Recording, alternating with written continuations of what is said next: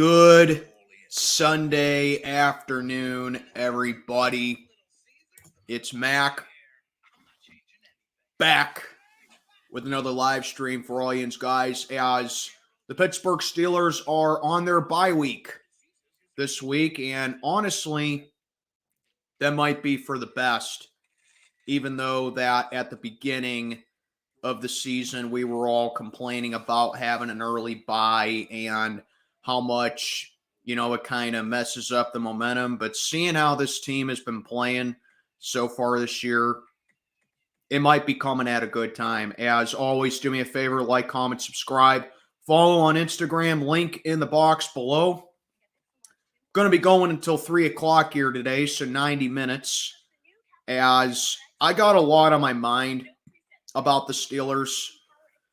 For the first 45 minutes, I'm just going to be coming on here and just saying what's on my mind, and then I'm going to take some questions, and then I'll call it a stream. I got the Browns game on my phone right now, keeping an eye on that one, as that's the only game that's on in my area right now. So we're 3-2 going to the bye. We're now second place in the AFC North because the Ravens won earlier today. But honestly, regardless of what our record is, this is just not a good team. We're really not. And, for as much as I love the fact that we were able to, that we quote-unquote won last week against the Ravens, the fact of the matter is, seeing how the Baltimore Ravens played today against Tennessee, it got me thinking for once this season. It's like, maybe we actually beat a pretty solid team. Maybe the things are on the uprise, and, maybe for once we're actually going to take this seriously. Baltimore played like complete garbage today. And now it's like that win against the Ravens is just looking like a fluke, because we were lucky to beat them last week. Lucky. Insanely lucky. All the drops that they had, all the mistakes that they made, the turnovers that they had, the questionable play calls they had, Baltimore should have won last week, bare minimum, by like 20 points. Because this team this team doesn't take themselves seriously, no matter what the record is. And they did nothing at the bye week. Absolutely freaking nothing. There were no cuts, no demotions, no releases, no firings, no nothing. They just pretty much just said, you know what? We're content with the way things are. We're not going to have a losing season once again. And we're going to just go to the playoffs and just get curb stomped in the wild card if we even make it again. That's pathetic. As a fan, it's unacceptable. Because I've seen this franchise win 2 Super Bowls in my lifetime. And I expect better. I expect a hell of a lot better than just settling for 9-8 and making the wild card just to get curb stomped in the first round. I expect much better out of that. Do I expect the Steelers to win the Super Bowl every year? No. That's unrealistic and it's ridiculous. However, I do expect the Steelers to be competitive. And this team, when I get into some of the stats that I'm going to bring up, at least offensively and some of the defense, I'm going to ask all yinz a question about how in the hell this team is any inkling of competitive. As Lady, what's going on? He says Art Rooney II is spineless. Absolutely. What's going on, Michael? He says no pads. Yeah, for sure. Steelers Freak says the Steelers have had luck to make 9-8 the past few years. The luck will run out. It's going to have to run out sooner or later. I see no reason why this season can't be the one to do it. Laura, what's going on? He says, we need Joey Porter Jr. next week versus the Rams. I agree with that 100%. I'm going to get into JPJ in a little bit. So I want to address this first off because the fact that this garbage can of an offensive coordinator is still our offensive coordinator, having no emotion with a game-winning touchdown last week from Kenny Pickett to George Pickens, and he just sits up there with his playbook with a stone-cold look on his face like this, that tells you all you need to know about Matt Canada. And it starts with Mike Tomlin, quite honestly. So, Mike, I just want to say this. You did not handle business last week, Tomlin. You did not. Okay? The Ravens handed us that game with all them drop passes, with all our corners and our defensive backs getting roasted by their targets once again. And like I said, we were lucky, insanely lucky that they had all them drops. The run defense looking hideous once again and generating no pressure on Lamar Jackson until the fourth quarter. The offense, once again, same predictable offense. Hitches, drags, sideline shots, anything you want to name with it. We did not handle business at all. The Ravens handed us that game.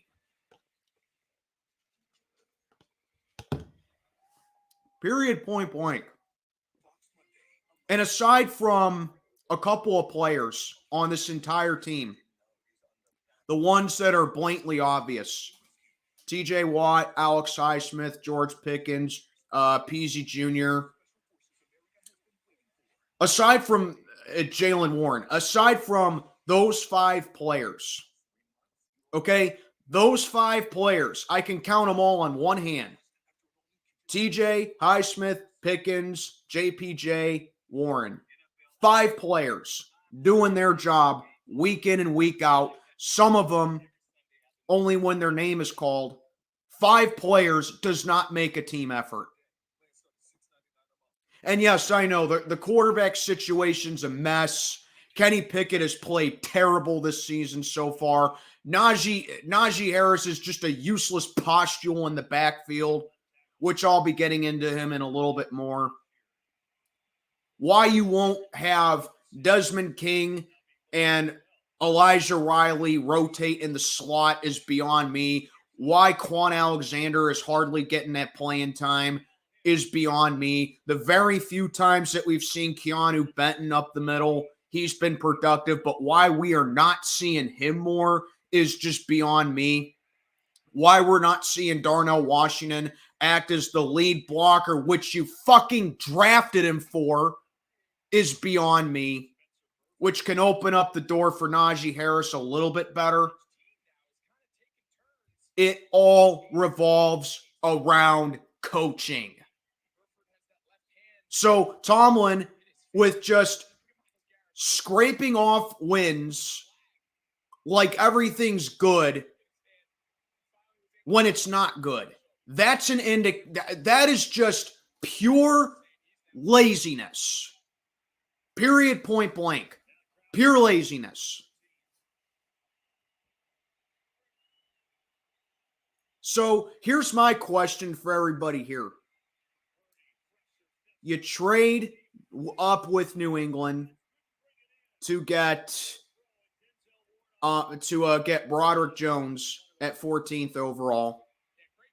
Last week was the first time that we saw him, and he did really well looking back on the tape.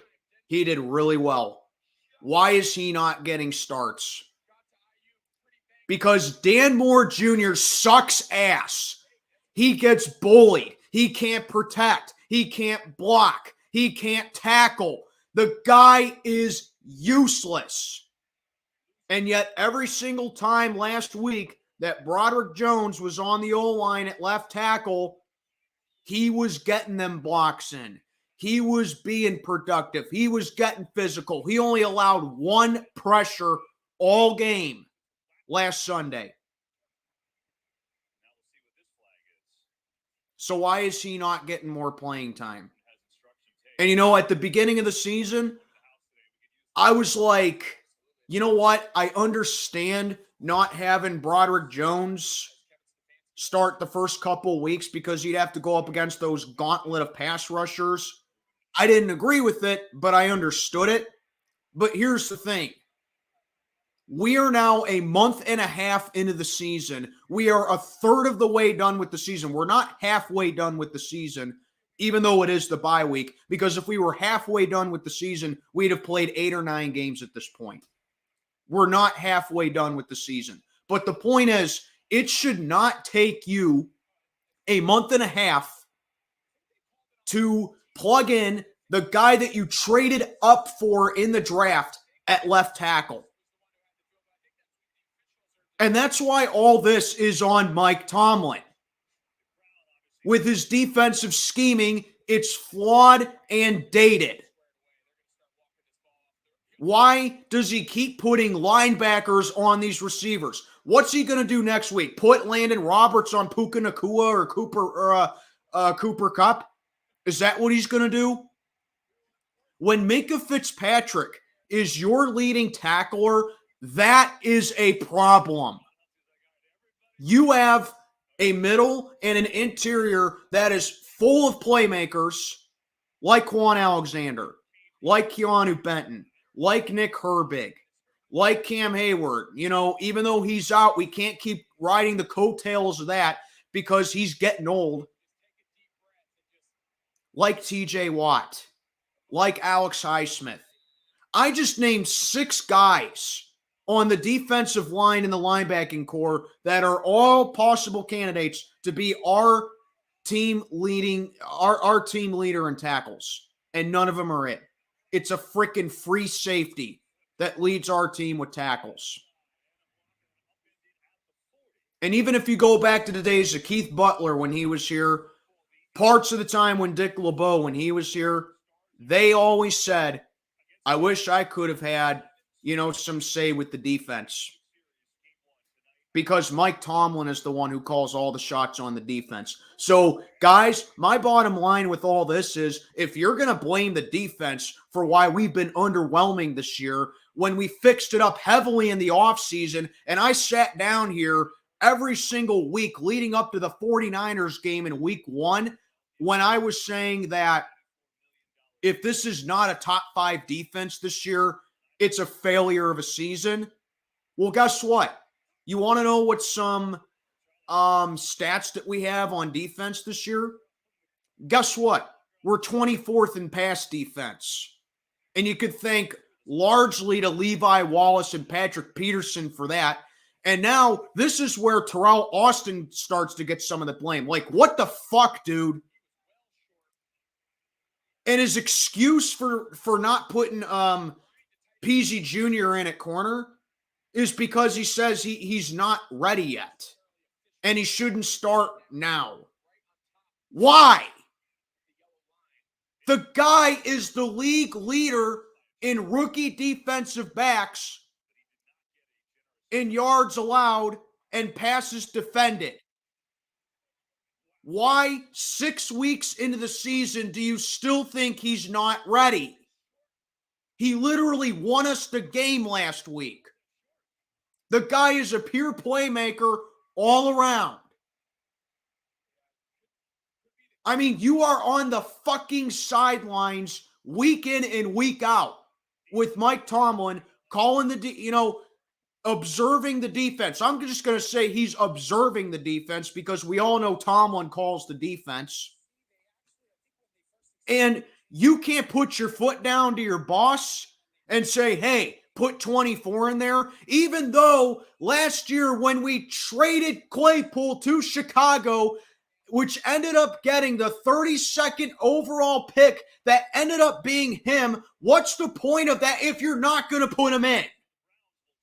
It makes no sense. And just as, another kick in the balls, Claypool isn't even with Chicago anymore.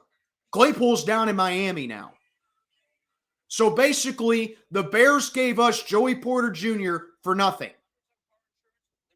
And we're not taking advantage of it. And even if that, why is Desmond King not being moved around? Oh, before the season starts, the Steelers trade, Kendrick Green to Houston. We get Desmond King, who we know we can move around in the slot, and he can play as a hybrid because he's the most advantageous player in the secondary. And you have him be on special teams. Makes absolutely no sense. And this dude was our former secondary coach. Yeah, you heard that right. This clown, Terrell Austin, used to be our secondary coach. And you would think with him having that mentality and him having that experience and him seeing every single action on the sideline with Tomlin, that he'd be like, hey, maybe we should move this dude around in the slot. Let's try to give Elijah Riley some more time in the slot as well. Let's at the very least rotate them around. But nope, same old thing. We're still sitting down here watching Levi Wallace be a complete and utter bum, get burned on every single play. He comes up with interceptions here and there, yeah, but is he consistent with them? Fuck no.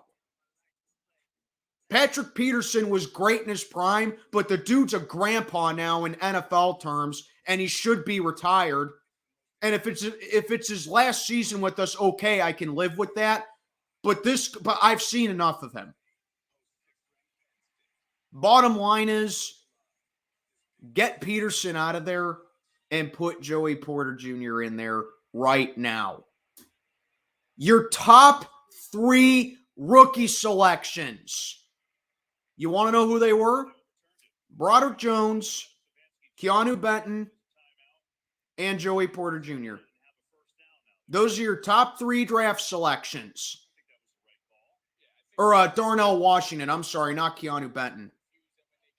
Whatever. The point is, your top 3 draft selections are being shied away from. And this is where I'm getting in with the offense. Because we all know Matt Canada's the whipping boy. We all know Matt Canada is the most to blame. We all know Kenny Pickett sucks ass. We all know the running game is non-existent. We all know the most exciting player on this offense is George Pickens. But here's the thing. If you want to open up your run game, you have to do one of these 2 things. Number 1 is the popular one, which is make Jaylen Warren your RB1. No hesitation about that.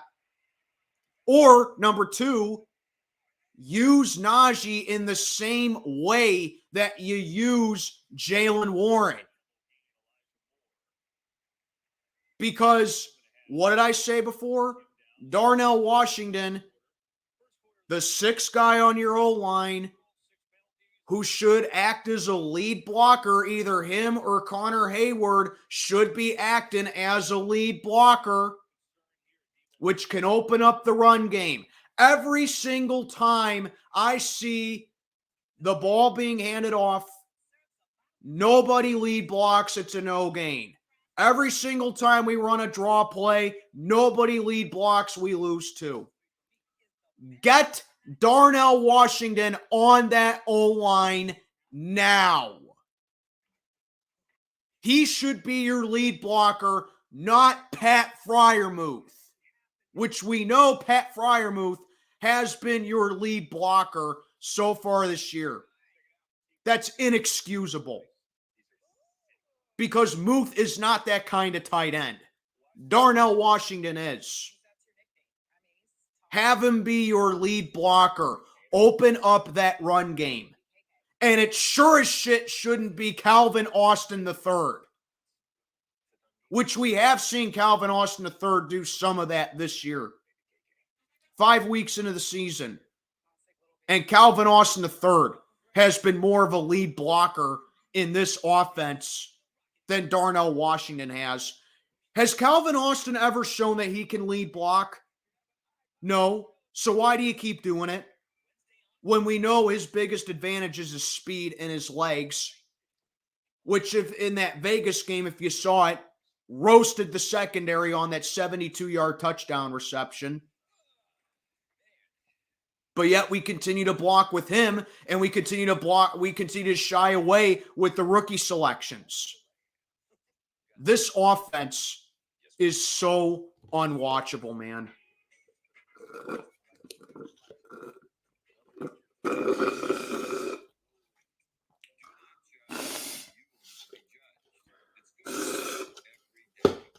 Finishing up my protein shake, sorry. But this offense is just so pathetic. You know what? This offense is offensively bad. The only thing offensive about this offense is that it offends me to watch it. Because every single year that Matt Canada has been the offensive coordinator for us, guess what, guys? The offense has been progressively decreasing. We have had a bottom 10 offense for the past 3 straight seasons under Matt Canada. What's that tell you right there? That the Steelers' way of running things is outdated. A bottom 10 offense 3 straight years. And that was with Big Ben in the twilight of his career, which, yes, when Matt Canada came up here, I tried to be fair and say that, well, you know, Big Ben is 39 years old. He's gassed. He's played his final seasons. The only reason that he's here is to collect his money that he was owed. No quarterback is going to walk away from that, no matter what age they are, no matter what kind of experience they have. So I tried to give him the benefit of the doubt there. Last year, same thing as well. You got a garbage can like Mitch Trubisky as your quarterback, and you have a rookie Kenny Pickett. It's like, okay, whatever. I can deal with that. This year, there's no fucking excuse. Kenny Pickett had more than enough time to up his play style. And while, yes, you know, I've said it before countless times in the stream already, Kenny Pickett has looked terrible this season. It doesn't change the fact that Matt Canada is not doing a damn thing as far as fixing up the offense goes. Because like I said, it is the same thing week in and week out with this offense. We are 30th in the league in offense. And I am shocked, honestly. I am honestly shocked that 2 other teams are worse than us offensively. Maybe the Giants, maybe the Patriots are worse than us offensively right now. But if you ask me who the worst offensive team in the league is, it's us, bar none. It really is. But you know what? At least with the Patriots, they have some sort of inkling on offense, because when they open up the run game with Stevenson or Zeke or whoever it is that runs the ball with them, they can get something going. It's just Mac Jones is just a terrible quarterback, and you want my honest opinion, New England should be they should be tanking for Caleb Williams. And the Giants even, they had that fluke comeback against Arizona, I think back in week 2, week 3, something like that, where Daniel Jones had a historic comeback against them.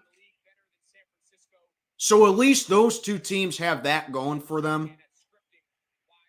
The Steelers this season have only had 5 offensive touchdowns this season, and none of them have been from the ground. We are especially bad in the red zone.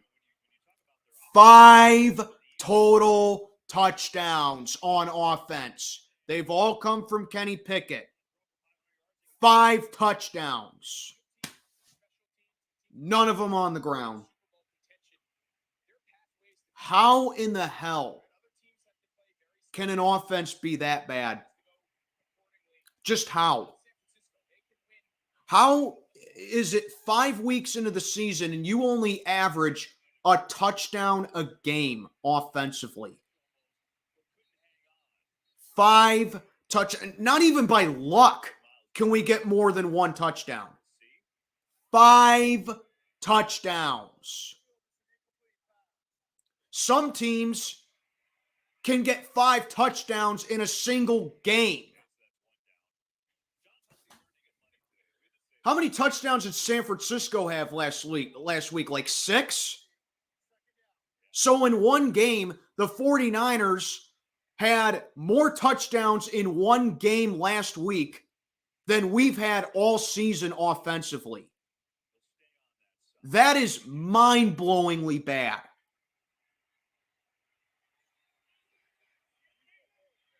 You know, it's funny, man, and I mentioned the 49ers because I got the 49ers and Browns game on TV right now because, like I said at the beginning, that's the only game on in my area right now. But I sit back, I look at teams like San Francisco. I sit down, I look at teams like Kansas City, teams like Buffalo, teams like Miami, teams like Cincinnati, teams like Philly, teams like I'll even put the Chargers up there. Teams like the Rams. Those teams are fun to watch offensively. You know why? Because they know how to play call. They have competent quarterbacks. They have a ton of talent on their offense. They got some really solid receivers. They all have, at least in my opinion, very good to elite offensive lines. They know how to use their run game, and they have competent coachings.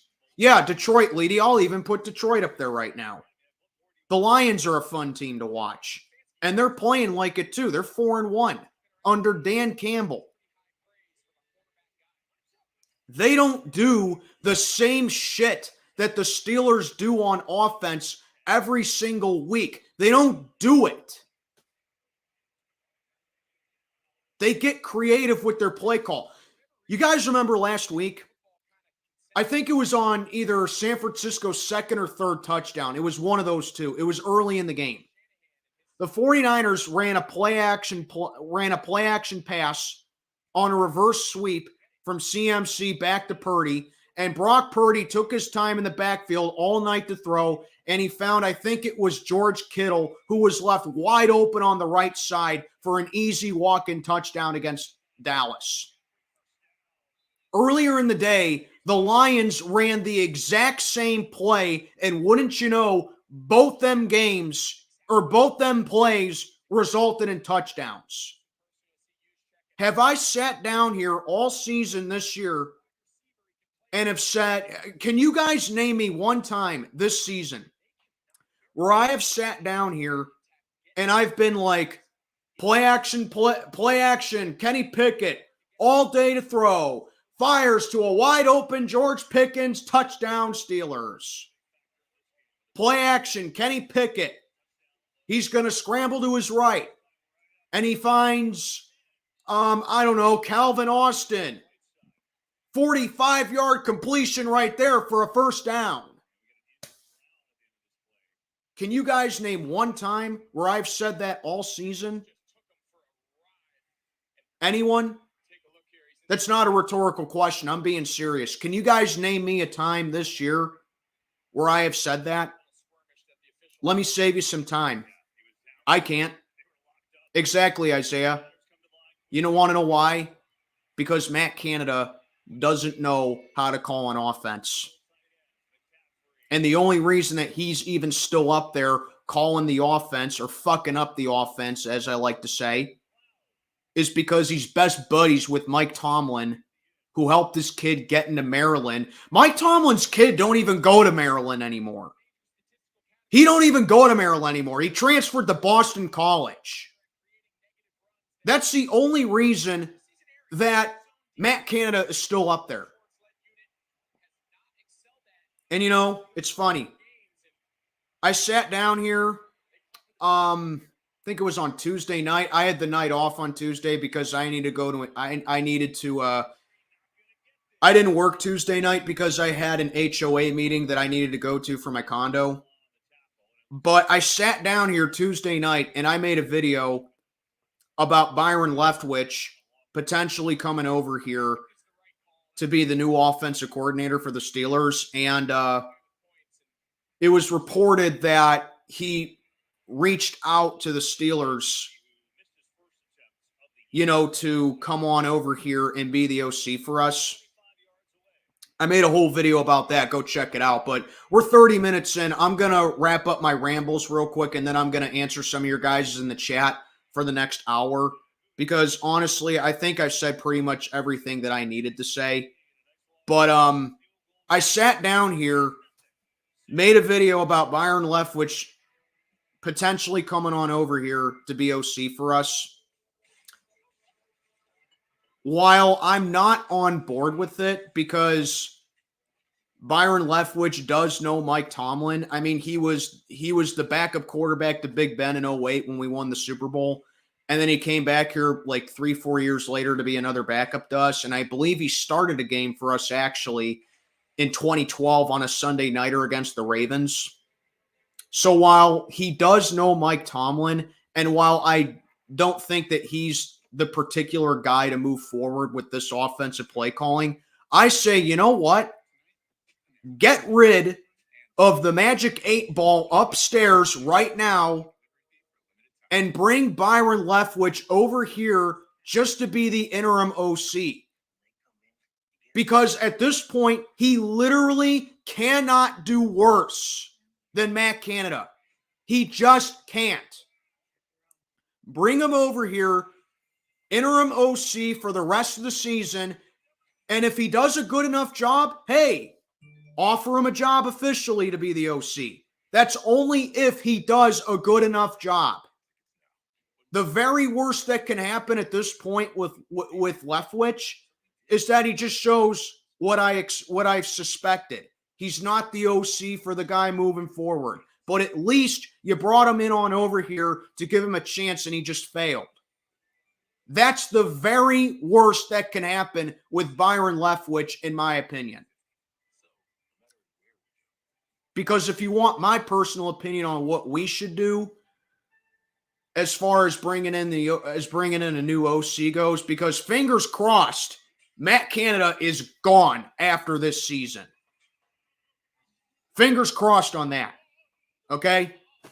The very worst that what I would do, because the Pittsburgh Steelers are so spineless and they're so outdated as far as how their franchise is run, and this goes all the way upstairs to Arnie II about why the Steelers are so outdated, why we get all these in-house promotions, which if Matt Canada does leave after this season, I have a terrible feeling that Mike Sullivan is going to be promoted to OC. And no, I'm not talking about the Mike Sullivan from the Pittsburgh Penguins, who's the head coach of the Pens. I'm talking about Mike Sullivan, our quarterback's coach. But what I would do, I would go outside and look outside of the organization and see who's on the market for offensive coordinator. Because when a former player of ours reaches out and we give him the cold shoulder pretty much about coming on over here, that tells you all you need to know about how the Steelers are ran. Basically, and I'm just going to say it right now, guys, the Steelers are really starting to mirror what the Pittsburgh Pirates have been for the last 30 years. We really are. The Steelers are starting to become like the Pirates. We really are. And you know what? You want to know what, guys? I'm going to start treating us like the Pirates. You guys think I'm tough on the Pirates. Wait till you see me how I'm going to treat the Steelers for the rest of the season, because we know they're not going to make any changes. That's the whole bottom line of everything. We're really starting to mirror what the Pirates have been since 1993. The difference is I expect the Pirates to suck. The Pirates have been no good. I expect them to suck. The Steelers are too good to be this bad.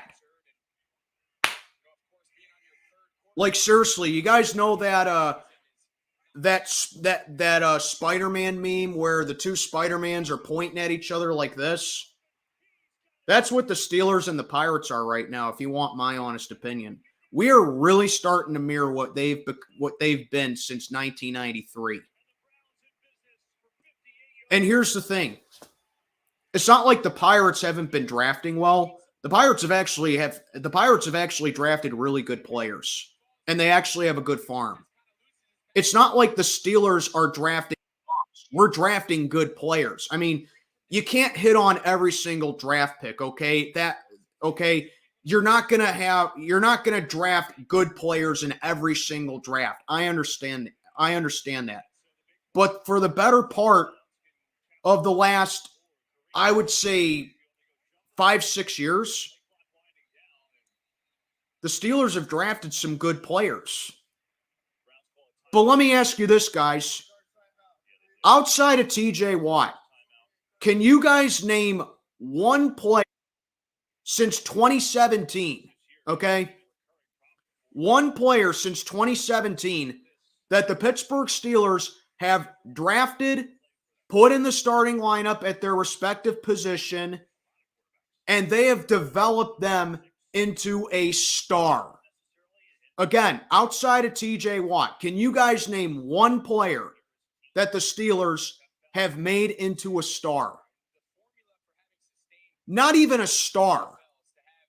A really good player over a prolonged period of time. Okay? Alex Highsmith is probably the closest one in my opinion, but he's only been in the season for a couple of years. And he only had a breakout season last year. He's probably the closest one. But other than that, I can't name one. And Minkah Fitzpatrick doesn't count because we didn't draft him. But I'm telling you right now, name me one player since 2017 other than TJ Watt that we have drafted, started, and developed into, at the very least, a very good player over a prolonged period of time.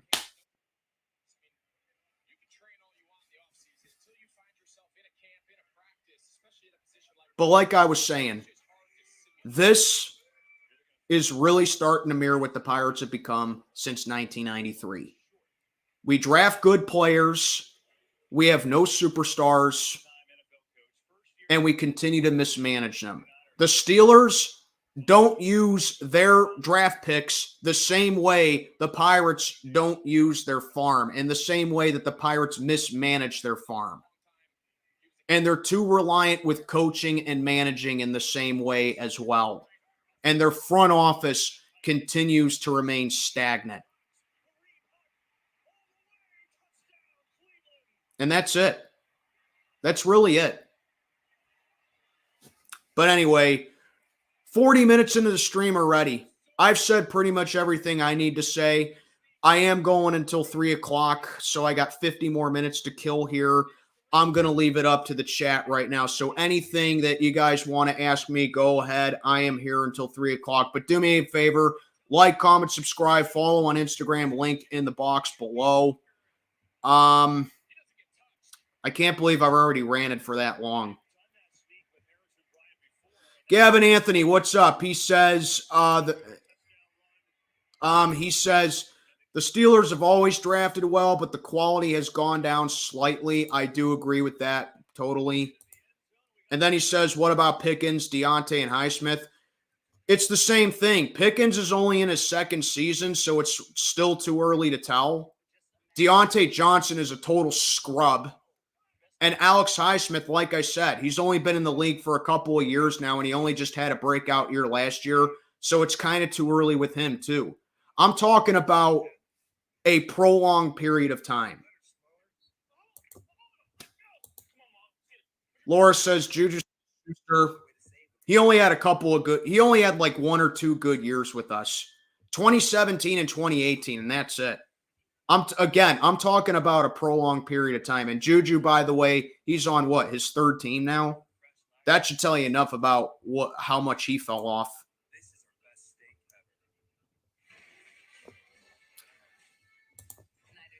Again, man, he says Pat Freiermuth. Again, it's the same thing. Muth has only been in here since 2021. I'm talking about years. Muth has only done so much when his number was called up in so little time. I'm not counting Muth either.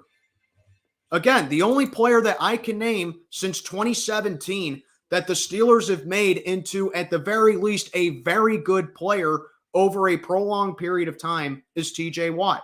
And that's it. Exactly, Leedy says, I would say Juju, but he only looked good because of AB and Ben in 2017 and 2018. Absolutely. People don't realize just how important having a number 1 receiver is, because Antonio Brown was getting the majority of the targets for those 2 seasons because everyone was like, hey, this is the best wide receiver in the game. We better put a couple bodies on him. So that takes a lot of pressure off of Juju Smith-Schuster right there, because hardly anyone is targeting him. And that's why he was able to have the seasons that he had in those 2 years. People don't understand just how important it is to have a number 1 receiver. And once Antonio Brown was gone, Juju was left vulnerable to fill in that number 1 receiving role, and he failed miserably. So no, I would not say Juju. I really wouldn't. If he did strive in that number 1 receiver role, I would say him. But he is just not number 1 receiver quality. At the very best, Juju's a number 3. And that's not what we're looking for as far as the weapons go. We need a number 1 receiver. We have that number 1 receiver, in my opinion, in George Pickens, but we sure as shit don't treat him like it. Godfather says, do I think the 49ers are going undefeated for the rest of the year? They very possibly could, in my opinion, but I think they're going to lose 2 or 3 games. My record for them is about 15-2, 14-3. They just look unstoppable right now, but I'm not saying it's not impossible that they can go undefeated. But if you want my opinion, 15-2, 14-3, that's my prediction for them.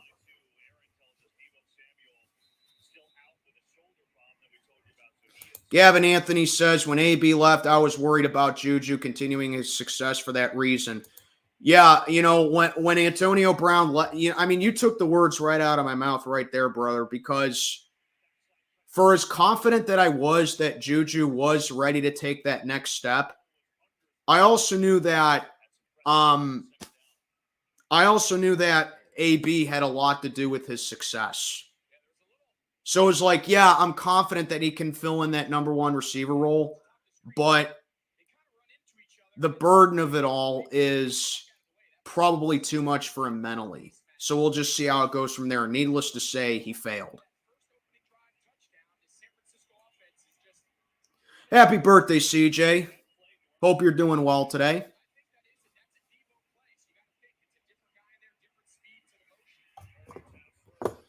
We need to start Calvin Austin punt return next week. We need to start Calvin Austin, period. And, that's another thing. Why the fuck is Gunnar Olszewski still on this team? Gunnar Olszewski is useless. If it wasn't for, I'm telling you guys this right now, if it wasn't for JPJ's interception last week, we would have lost, because Gunnar Olszewski fumbled the punt inside our own red zone. The Ravens were set up 1st and goal.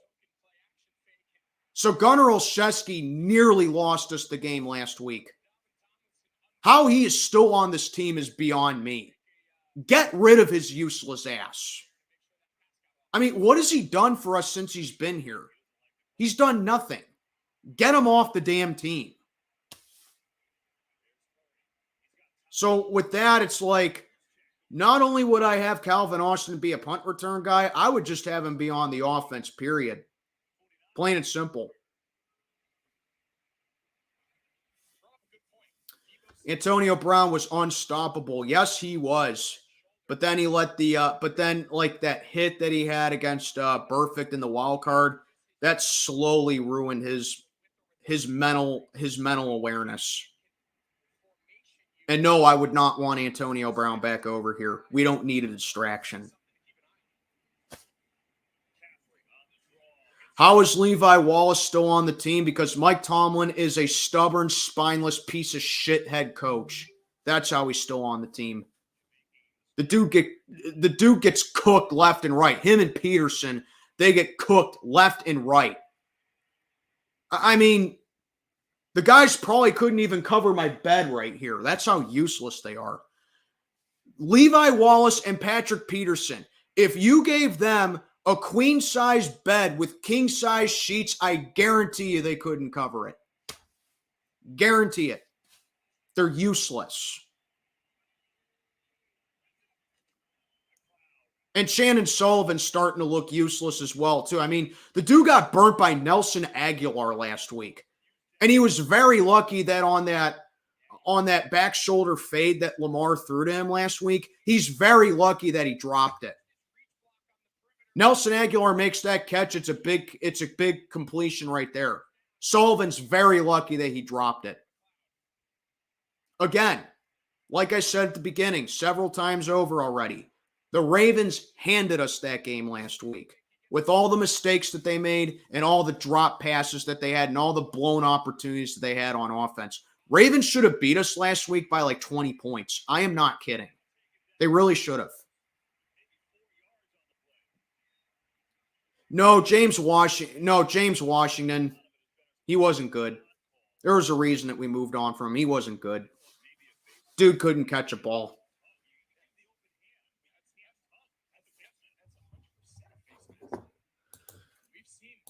Deontay Johnson refusing to go out of bounds against the Lions sums up the Steelers recently. Absolutely. Deontay Johnson is just totally... Deontay Johnson was a fluke. He had that one good season with us a couple of years ago, and that's it. Waste of money. One of the biggest wastes of money that this franchise has ever had was giving him that extension. Deontay Johnson is useless. The only good thing about it is that at least his extension is over after this season. So Omar Khan, if you're watching this stream, Omar Khan, you're probably not. But if you are, get rid of him. The Bengals are probably not going to have T. Higgins for 2024 because they already paid Joe Burrow all that money. And they don't have enough cap to keep all their targets, and they're most likely going to move on from T. Higgins. Get T. Higgins over here. Get him over here. At the very least, call him up and be like, hey, brother, you want to come on over to Pittsburgh and play for us? The very worst he can do is say thanks, but no thanks. At least you tried. Don't just sit on your hands and do nothing and think that the receiving core is okay. Deontay Johnson is useless. Have T. Higgins be his replacement.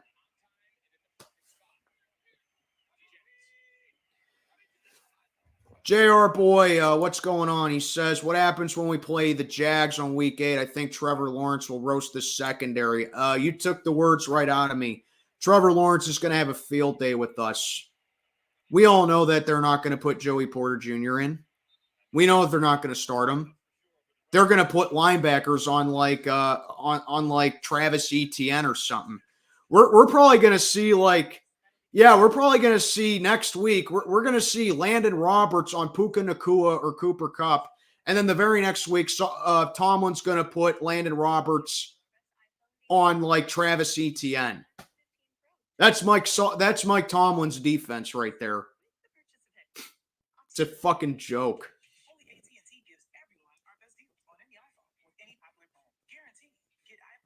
James Conner was so unreliable for us. I don't count him either. So unreliable with us. Dude was injury prone. Even when he was healthy, he only had a couple of big plays here and there. But that's it. James Conner, Again, moved on from him for a reason. And now and he had that one good season with Arizona, but he's right back to where he was now. That's it. I don't count James Conner either. The last time the Steelers beat the Jags in Pittsburgh, I want to say 2011. It's been a long time since we had a home win against Jacksonville. I want to say 2011 because 2014 we beat them in Jacksonville. Then there was 2017. We all know what happened there. And then the last two times we beat the Jags were both in Jacksonville. So I want to say 2011. Hey, what's up, Tuck? The Puppy says, "Are the Penguins impressing you so far?" Well, we swept the back-to-back Friday and Saturday. So I mean, we had that terrible loss to the Blackhawks on Tuesday. So it's a good start, but still, I need to see more. I still don't. Excuse me. I don't trust the Pens with a third period lead. 13 blown leads in the third period since last year. That's inexcusable. I need to see more. I'm not saying they've turned it around yet. Top Dog says, at least the Steelers' defense is Lamar Jackson's daddy. Yeah, but I want to see us play a complete game, and I want to see us step up to other teams as well.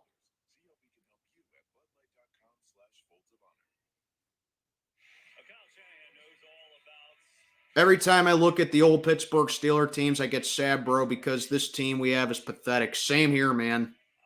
I mean, it just shows you more and more.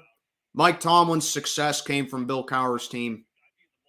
Because like I said a couple of weeks ago, after the Texans game, do you guys realize that in Super Bowl 43, 18 out of the 22 starters that the Steelers had were Bill Cowher's players? 18 out of the 22 starters were Bill Cowher's players. We go back to the Super Bowl 2 years later, and it was down to 11 of 22. So half of the starters in Super Bowl 45 was Bill Cowher's team. It was half Bill Cowher, half Mike Tomlin right there. I would say Tomlin has had his own team since 2016. That's my opinion, though. Mike Tomlin has had his own team, I would say, since 2016 because Big Ben was the quarterback still, but at that point, all the other of Bill Cowher's personnel and players were gone after 2015. So I would say Mike Tomlin has had his own team since 2016 and 3 playoff wins basically in a dozen years is unacceptable. And it should only be 2 because we all know the Bengals lost that playoff game more than we won it. But as far as I'm concerned, Tomlin has had his own team since 2016, and he can only get 3 playoff. With his own team, he can only get 2 playoff wins. That is just pathetic. I mean, going into 2021, the Bengals hadn't won a playoff game since 1990.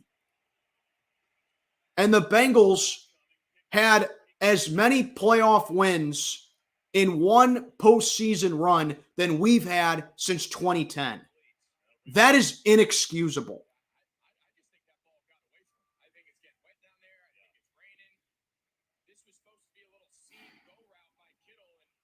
I get so sick and tired of people saying, well, Bill Cowher underachieved as well. Yeah, Bill Cowher wasn't the best big game coach either. But I'm so sick and tired of people saying that, well, Bill Cowher did this and Bill Cowher did that, and you still hate on Mike Tomlin. They're just backpedaling on giving Mike Tomlin the same narrative of Bill Cowher just because Mike Tomlin's never had a losing season.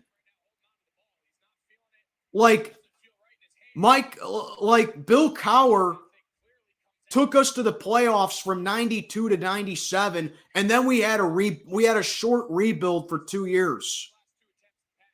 And then we went back to the playoffs in 01 for 4 of the 5 years.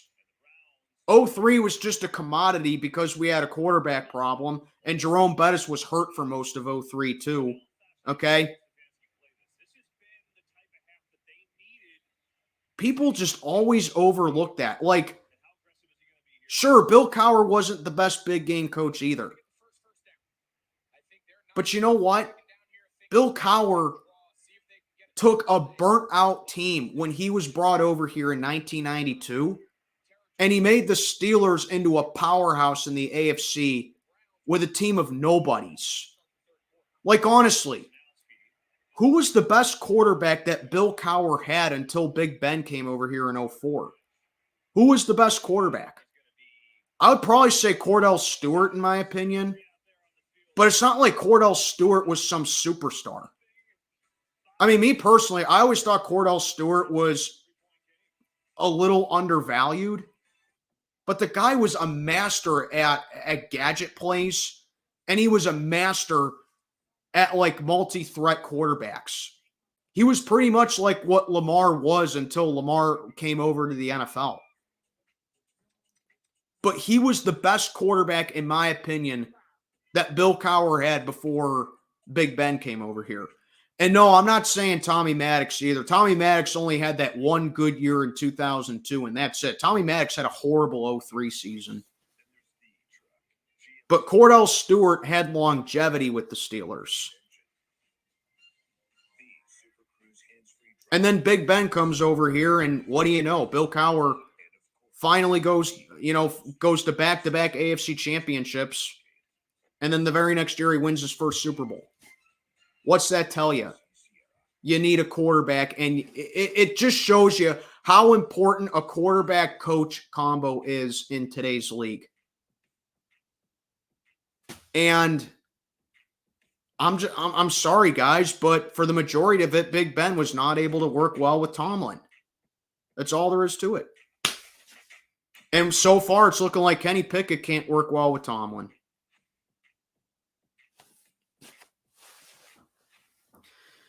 Laura says, I better not see Roberts on Cooper Kupp next week. We know it's going to happen. We know it's going to happen. I can't even get mad at it because we know it's going to happen. We need a coach like Dan Campbell. Absolutely. It's funny you say that because Dan Campbell gives me serious Bill Cowher vibes. Dan Campbell is a tough blue-collar head coach who, yeah, he doesn't mind celebrating with you, but he's a tough son of a bitch who's not afraid to put his foot down, and he's not afraid to put his players in check. I would love Dan Campbell over here, but no way he's leaving Detroit.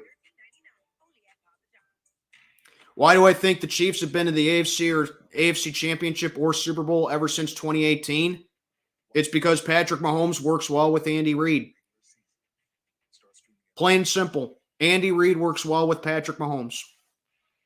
Even when Andy Reid was with Philly all them years in the late 90s, early 2000s. Why do you think the Eagles were the best team in the NFC for so long with Donovan McNabb? Because Donovan McNabb worked well with Andy Reid.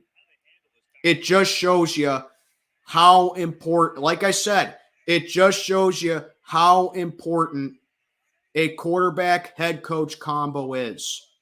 The Patriots were a dynasty for so long because Brady worked well with Belichick. The Steelers, aside from the defense in the 70s, we were a good offensive team. We put up solid offensive squads in the 70s as well. Why? Terry Bradshaw worked well with Chuck Noll. The 49ers of the 80s, they were a dynasty. Why? Joe Montana worked well with Bill Walsh. 49ers won the Super Bowl in January of 95. Why? Steve Young worked well with George Seifert. The Cowboys, they won 3 Super Bowls in the 90s. Why? Troy Aikman worked well with Jimmy Johnson. I mean, what else do you want me to say? Quarterback, head coach combo. It is absolutely important, especially in today's league, where the league is around high-octane offenses and making the quarterback's life as easy as possible. And the Steelers just don't have that. But anyway, we're an hour in. I'm going to be going here for another half hour as I I'm just looking at the chat right now. I said everything that I needed to say as far as the offseason went, or the offseason. May as well be the offseason. But as far as the bye week went for us, as expected, the Steelers did absolutely nothing with the bye week. We're not taking this seriously. We're not building off this win against the Ravens. And I do not have a good feeling next week going into LA to play the Rams because, like I said, beginning of the season, pretty much all off season, I said the Rams are going to have a top 5 pick in the draft because of their cap situation and because they had to make the most out of rookies or inexperienced players. And the Rams, if you want my opinion right now, they are looking like a dark horse playoff contender in the NFC. But do me all a favor. Thank you so much for being here 62 minutes into the stream. Like, comment, subscribe, follow on Instagram. Link in the box below. Just going to be taking questions and comments with the chat for the next half hour, and then I'm going to call it a stream. Chris Stokes says, Andy's philosophy has always been to throw the ball, match made in heaven with Mahomes. Absolutely. I mean, Donovan McNabb could definitely use his legs, but I think a lot of people underestimated Donovan McNabb's arm. McNabb had a really good arm. Even with the short amount of time that Michael Vick was in Philly, Michael Vick could still laser the ball, even when he was like in his 30s. You know, Andy Reid always relied on a gunslinger, and he always relied on a pocket passer who could use his legs to create maneuverability. That's why the Eagles were so successful with McNabb, and that's why the Chiefs are a dynasty with Mahomes. A borderline dynasty, I should say. I'm not calling it a dynasty yet. If they win one more Super Bowl with Mahomes, I'll say they're a dynasty. But until right now, I'm just saying they're consistently great. Not exactly a dynasty, but they're consistently great. One more ring, and I'll say they're a dynasty. Michael Vick was the most electrifying QB I've ever seen. Yeah, Michael Vick, when he was in his prime, he was really fun to watch. And speaking of Michael Vick, do any Steeler fans remember when Michael Vick came here in 2015? I feel like a lot of people forget that Michael Vick was actually a Steeler in 2015. He was Big Ben's backup.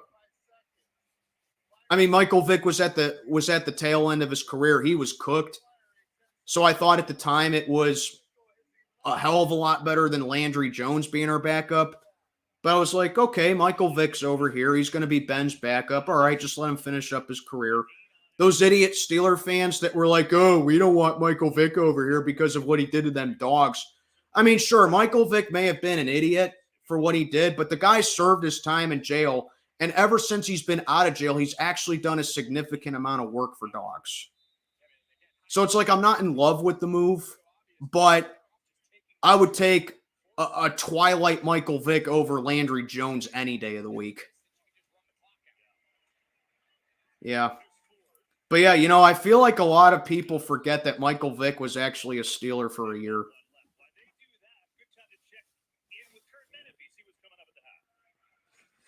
Wow, it's only 10-7 San Francisco. Yeah, I'm trying to keep my eye on the 49ers and the Browns. That's the only game that's on in my area right now. Yeah, he led us to a win against the Chargers on a Monday night game in 2015 when Ben was hurt. Vic's performance against Washington on Monday Night Football in 2010 was the best performance by any quarterback I've ever seen. Oh my God, I remember that game. He torched Washington. He just lit up Washington on that Monday night game. It ain't called the Monday Night Massacre for nothing. Landry Jones is better than Mitch Trubisky. I think anyone's better than Mitch Trubisky at this point. But that's not saying much. Landry Jones was still a scrub. Browns defense is no joke. Yeah, they got a good defense over there. They're holding their own against San Francisco. Too bad Deshaun Watson's a fucking quitter, or else the Browns could probably be winning this game. Who would I want in their prime? Lawrence Taylor or prime Deion? Oh my God, that is a tough one. That is a tough one.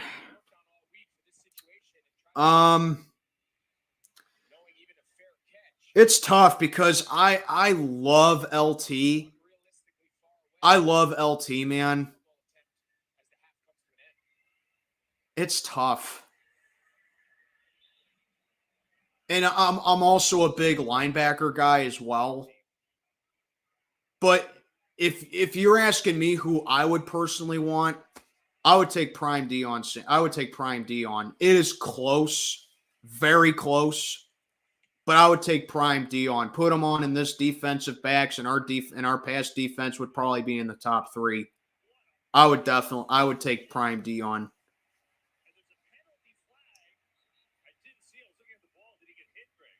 Matt Nagy or Matt Canada, who's worse? Matt Canada, not even close. I mean, Matt Nagy was bad, but he actually had a decent record in Chicago. I think he was thrown under the bus for a lot of the time that he was in Chicago.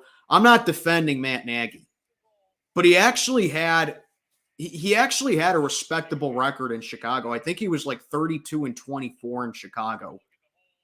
There is nothing good about Matt Canada. Nothing.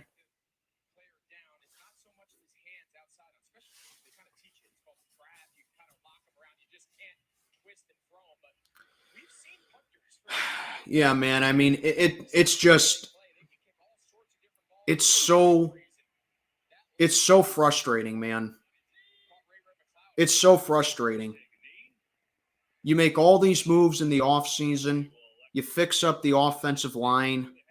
Kenny Pickett has a phenomenal preseason. You nail the draft, and the results are the same on the offense. It's so frustrating. Really is.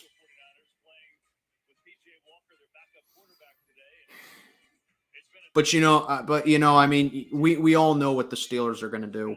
They're not going to move. They're just going to be content with everything. They're not going to make any changes. They're going to be like, oh, well, everything's fine. No, the fuck it isn't fine. Because let me tell you guys, all right, Tuesday night with the Penguins home opener against the Blackhawks, all right, if you guys tuned into the game, you could hear the fans at PPG Paints chanting Canada, fire Canada.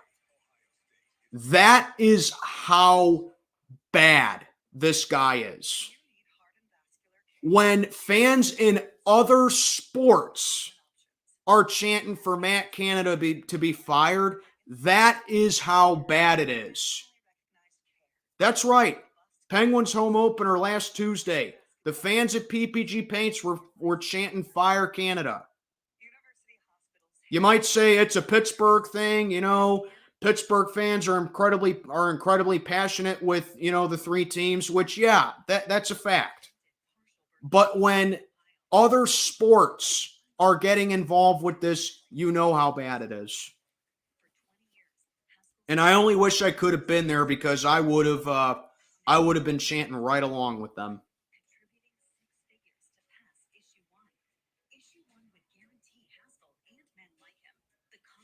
That is how bad it is. Penguins fans chanting fire Canada. And if you want me to be totally honest, when the Pirates open up when the Pirates have their home opener in spring of next year, I wouldn't be surprised if fire Canada chants started at PNC. I wouldn't be surprised about that. Assuming Canada's still here. But that's how bad it is now. Any of yous in here that watch the WWE, I wouldn't be surprised if it goes to the WWE or Monday Night Raw or whatever the hell it is called, or whatever the hell it's called now. I haven't watched wrestling since I was like 13. I don't know what they call it now. I don't follow it anymore. I ain't watched that since I was in middle school. Matt Canada should move to Canada and coach in the CF. Well, I mean, his last name is Canada. And for as much shit that the country of Canada put us through summer with all the forest fires and the smog coming in, I wouldn't even wish Matt Canada on the actual country of Canada. That's how bad he is. But yeah, man, Penguins fans chanting "Fire Canada" last Tuesday night. That should tell you all you need to know about how bad it is with this offense. And I'm just looking at the halftime scores right now. It's halftime in Cleveland. 17-10 Houston on top of New Orleans at the half. Vikings and the Bears. Oh, this is my upset pick of the week. How are the Bears doing? Let's see. Kirk Cousins tied at 6. End zone, Jordan Addison, 10-yard touchdown. And the Vikings only have a 6-point lead at halftime, 12-6. They must have missed the point after. Seahawks and the Bengals. See how that one's doing. Tied at 7. Burrow scrambling. Throws, touchdown, Cincinnati. 14-10 Bengals. Colts and the Jags down in Florida. Wow, look at that right there. Travis Etienne, 22-yard touchdown run today. 21-6 Jacksonville. Washington and Atlanta. I picked Washington for this one, so I'm keeping an eye on this one here. Sam Howell to Curtis Samuel, 7-yard touchdown reception. 17-10 Washington in the third quarter. Okay, there we go. Carolina and Miami. Tua taking his time. Wow, the Panthers are hanging in there with Miami. 41-yard touchdown by Tyreek Hill right there. But wow, it's only a 7-point game. 21-14 Miami on top of Carolina. Wow, the Panthers are hanging in there. And then I know the Ravens beat Tennessee earlier today. But yeah, I just wanted to look at the scoreboard update because the 49ers and Browns are at halftime. But yeah, I am 72 minutes into the stream. Again, I'm going until 3 o'clock, so I'm going to be on here for about 15 more minutes or so. As always, do me a favor, like, comment, subscribe, follow on Instagram, link in the box below. This is my Steelers bye week stream, as we are 3-2, but it is a very weak 3-2, and one that I am not satisfied with. Because every single win, pretty much every single win outside of, I would say, week 17 of 2021 and week 18 of last year, I've not been satisfied with the wins. I really haven't. And you want to know what both them wins had in common? They were both wins against the Cleveland Browns in Pittsburgh late in the season when the Browns were done. That's what both them wins have in common. I mean, yeah, we're 3-2, but it's a very weak 3-2. Like, if we were 3-2 and our only bad game was against the 49ers and we had 3 convincing wins, it's like, yeah, okay, we're getting better, but our record could definitely be better, but I'll take it. We're 3-2. This 3-2 record, And hey, I'm sitting down here saying it, man. The Steelers spoiled us.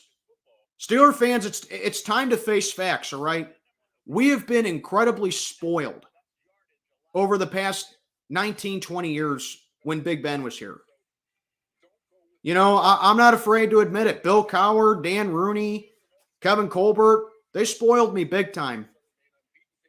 Because a 3-2 record, we're over 500. I would say about 70% of the league would love to be 3-2. I mean, I'm sure Broncos fans would love to be 3-2. I'm sure Bears fans would like to be 3-2. I'm sure Green Bay fans right now would like to be 3-2. I'm sure Arizona would like to be 3-2. I'm sure even Patriot fans right now would like to be 3-2. You get it. There's a lot of teams that would like to be 3-2 right now, but I'm sitting down here saying 3-2 ain't good enough. This is not a good team. We're not a good team. The fact that Tomlin just keeps scraping off these wins and sweeps everything under the rug, it just shows you how soft we are. Because, hey, I'll admit it. I'm spoiled. I was spoiled big time by Big Ben, by Bill Cowher, by Dan Rooney, by Kevin Colbert. I was spoiled big time by all that. And isn't it amazing? I've talked about the Pens for a couple of times on the stream already. Isn't it amazing that I've only been a Chicago Bulls fan since summer, pretty much. I've officially only been a Chicago Bulls fan since summer. Guess what I'm sitting down here saying, guys? The Bulls are the best team that I cheer for right now. They're the best team that I'm a fan of here right now. And I haven't even seen them play a game yet. Because the Pirates, forget about it. They've been god-awful for... The Pirates have been god-awful since 1993. All right? So forget about them. And no, I don't have any faith in the rebuild because that absolute dumpster fire Derek Shelton is still here. Andy Haynes is still here. And Ben Cherington just refuses to move on from him. I have no faith in the Pirates. Just because we have the talent doesn't mean that we know how to use it. I have no faith in the Pirates. The Pens, the Pens are in a weird situation. It's like they're not good enough to be a Stanley Cup team, in my opinion, but they're not bad enough to tank. So the Pens, as far as I'm concerned, they're very mediocre. And the Steelers, with all the talent that we have, we're barely over 500. We don't get convincing wins. And we're bottom tier in every stat on both sides of the ball, pretty much, except for pass rush. So I'm sitting down here saying right now, the Chicago Bulls, a team I've only been a fan of since June. They're the best team that I cheer for right now, and I haven't even seen them play a game yet. It's pathetic. Do I have a college team? I always said that Notre Dame was my team, but I don't follow college football religiously like I do the NFL. But I do cheer for Notre Dame, but I can't really call myself a diehard fan. I know Notre Dame whooped USC last night, but I don't consider myself a diehard Notre Dame fan. But yeah, man, I root for teams, and I would say a team that I haven't even seen play a game yet is the best team that I cheer for. It's pathetic. It really is sad. Only good thing I saw from the Pirates was exactly. That is my most fond memory of the Pirates, was a freaking wild card game. That's the only good memory I have of the Pirates. And Godfather, I've said it so many times in the past before, and I will continue to say it. When or if the day comes the Pirates win a World Series, I will take it to the grave with me. The Pirates should have won the World Series in 2013.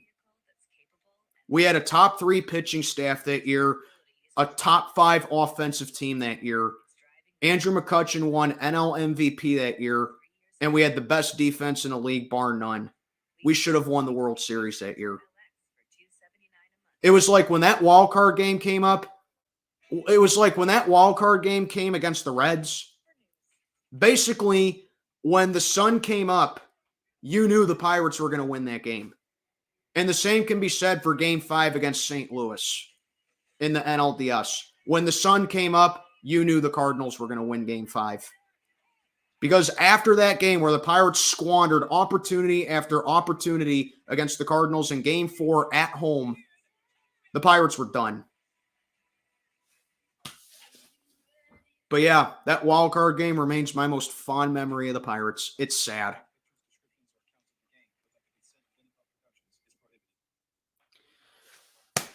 I am so sick and tired of explaining why I'm a Bulls fan now. I really am. I am so sick and tired of explaining that. I made a whole video on it back in June. I'm not saying it again. Go look for it. I'm not explaining why I'm a Bulls fan now. I'm sick and tired of explaining it. Pitt is your favorite. Yeah, I can understand that. I mean, I support the Pitt Panthers, but I'm not like an avid fan of them.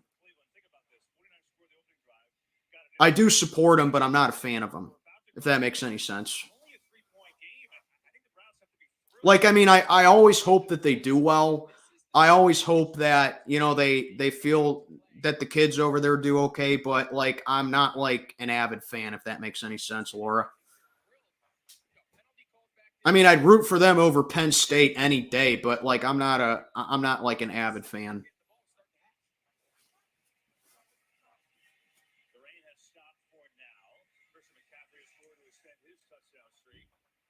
As the kickoff for the 49ers and the Browns in the third quarter, almost said third period, is underway.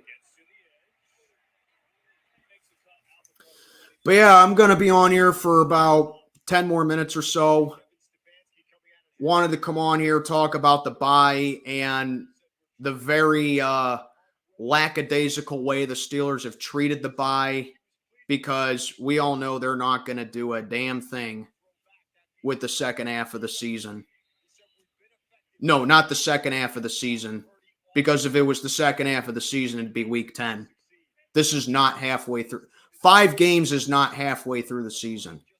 5 games is not even a third of the way into the season. All right, Dom, take care. Thanks for tuning in. Have a good night.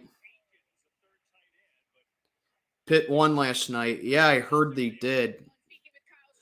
See, like the problem with me with college football, Laura, is that most of the games are on Saturday night. Most of the games are on Saturday, and Saturdays are the games. Saturdays for me, they're days where I'm either hanging out with my friends or I'm just doing something on my own. So it's like, I know college football. I know like who the top teams are. I know who's like number 1 in the country.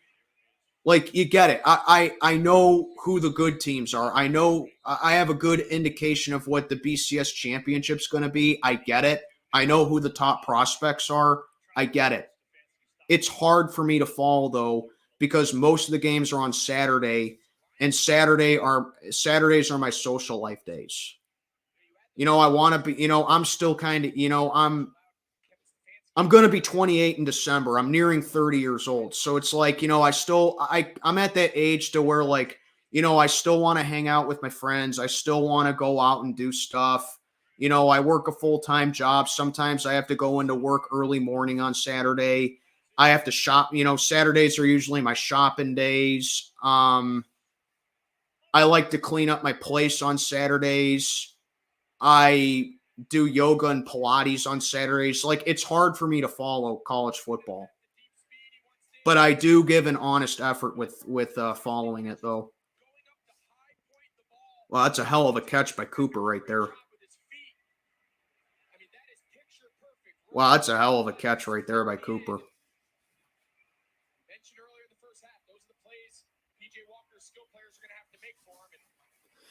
Chris says it could be 10 years till this organization's fixed. Are you talking about the Steelers or the Pirates? Because at this point, I'd believe either one.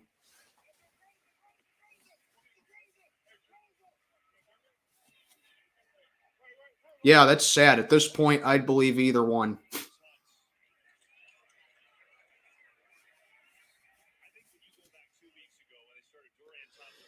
Yeah, the Pens.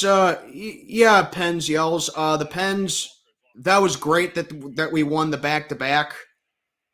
I mean, winning back-to-back games is always hard. Don't get me wrong, but you got to know it's only 3 games in the season.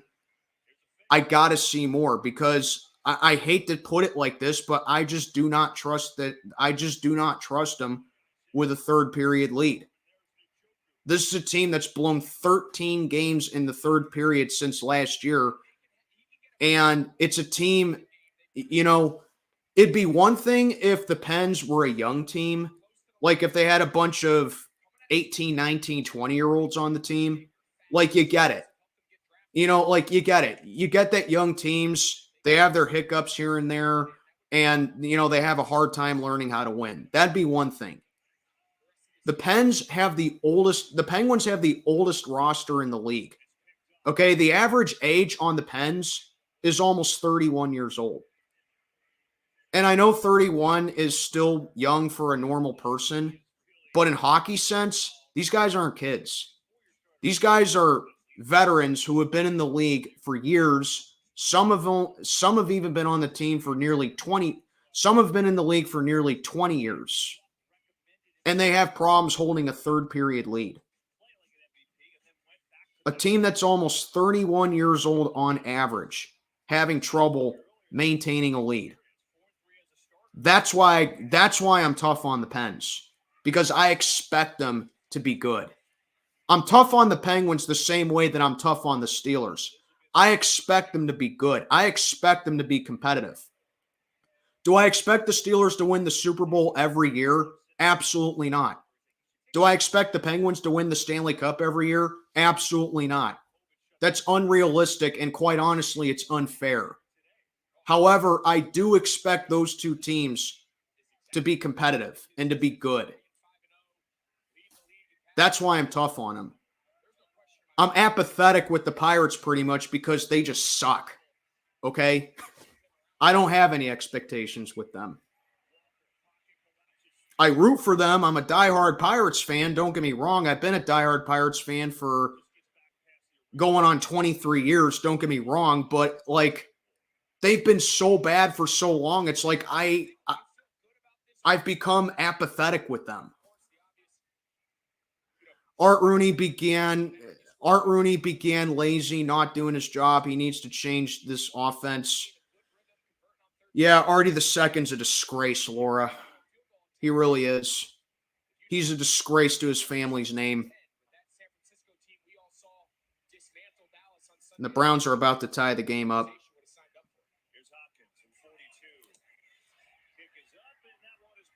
Art Rooney's a disgrace. Artie the Second is. Like I said it before, all these problems that the Steelers have it revolves around ownership.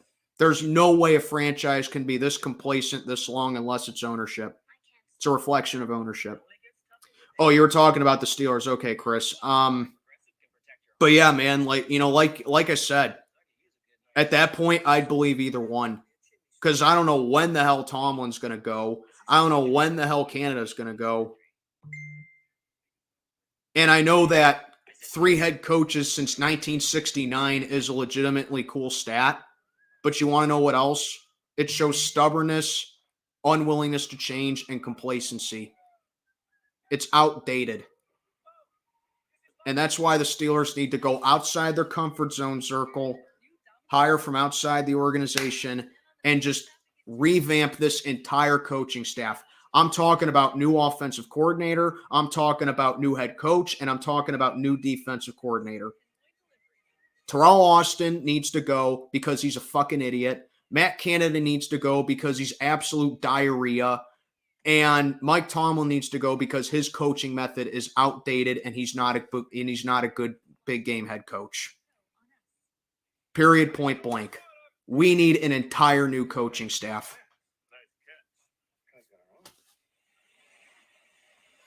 But yeah, that'll pretty much do it. It is 3:00 right now. I've been on air for 90 minutes. I'm just gonna go ahead and end the stream now. But thank you all so much for tuning in. Thank you for listening to my rants. And next week, be sure to tune in. I will be doing play-by-play for the Steelers and Rams. I'm trying to find a Rams fan to collab with, but Rams fans pretty much don't exist. Same can be said for Jags fans, but like as far as collabing with my next 2 opponents goes, it's in the works. I don't know if I can fully guarantee that if I'm going to collab with a Rams or a Jags fan for the next 2 weeks, but one thing is for certain, I will be doing play-by-play for the Steelers, Rams, and the Steelers, Jags. So be sure to tune in for that. Otherwise, I will see you guys with my picks video and my previews and trying to pump out some Pens videos as well. But thank you all for tuning in. And this was the stream. I am Mac checking on out for the day. Have a good one, everybody.